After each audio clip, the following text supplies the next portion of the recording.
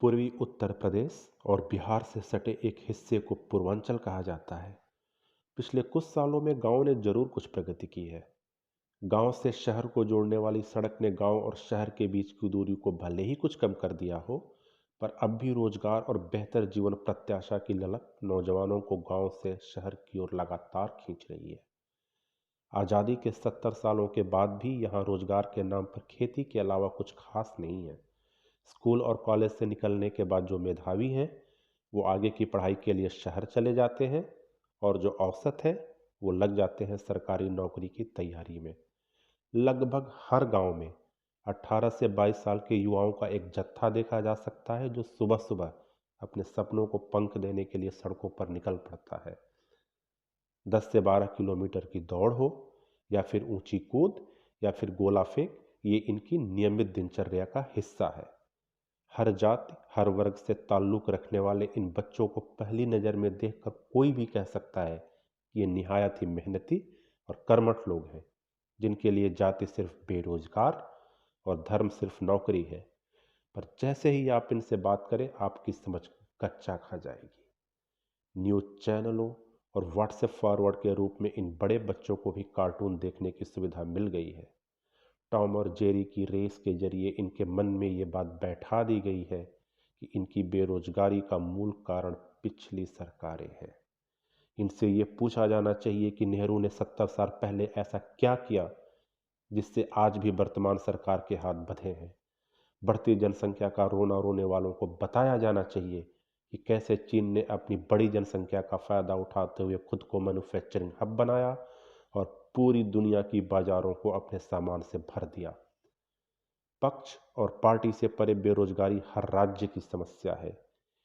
एक भी भर्ती या एक भी बहाली ऐसी नहीं जो संदेह या कोर्ट के दखल के बगैर पूरी हुई हो। सरकारें दुनिया के सबसे जवान मुल्क के युवाओं को एज फॉर ग्रांटेड क्यों ले रही हैं? इन युवाओं से पूछा जाना चाहिए कि वो अपना वोट रोजगार, शिक्षा या स्वास्थ्य के मुद्दे पर देते हैं, या फिर जात या धर्म के नाम पर। जिस देश में बेरोजगारी सुरसा की तरह मुंह बाए खड़ी है, वहां जाति और धर्म की राजनीति क्यों? क्या नफरत से भरी राजनीति में युवा शामिल नहीं है? क्या धर्म और जात की राजनीति करके आप अपनी समस्या का समाधान कर लेंगे? कर लीजिए। क्या आपके व्हाट्सएप ग्रुप में महंगाई की तरह बेरोजगारी को भी जस्टिफाई करने वाले मैसेज आते हैं? धर्म के नाम पर आपके व्हाट्सएप ग्रुप में इस कदर नफरत परोसी जा रही है कि कब आपके अपने बच्चे विशाल झां, मयंक रावत और श्वेता सिंह की तरह बुल्ली बाई ऐप बनाकर एक खास वर्ग की महिलाओं की बोली लगाने लगे, आपको पता भी नहीं चलेगा। आखिर उन्हें इतनी हिम्मत कहां से मिली कि वो किसी महिला की बोली लगाने की जुर्रत करने लगे? किस विचारधारा ने उनके अंदर एक समुदाय के प्रति इतना जहर भरा? क्या भारतीय संस्कृति इसी दिन का इंतजार कर रही थी? पड़ताल करेंगे तो पता चलेगा कि यूपी में बीए और एमए पास लड़के रिकॉर्ड नंबरों में श्रमिक कार्ड बनवा रहे हैं सिर्फ 500 रुपए के लिए। बेरोजगारी का आलम यह है कि किसी तरह युवाओं के अंदर रोजगार मुद्दा न बने, इसलिए व्हाट्सएप यूनिवर्सिटी से एक के बाद एक उन्मादी सिलेबस रिलीज किया जा रहा है। रोजगार अब एक मरा हुआ मुद्दा है। कुल 36 राज्यों में प्रति व्यक्ति आय में यूपी 32वें पायदान पर है, यानी निचले स्तर पर। 23 करोड़ की आबादी में से 15 करोड़ से ज्यादा लोग मुफ्त राशन पर निर्भर हैं। क्यों? जब आप इसका जवाब खोजेंगे तो आपको इसका भी जवाब मिल जाएगा कि क्यों यूपी चुनाव में धर्म का नशा चढ़ाया जा रहा है।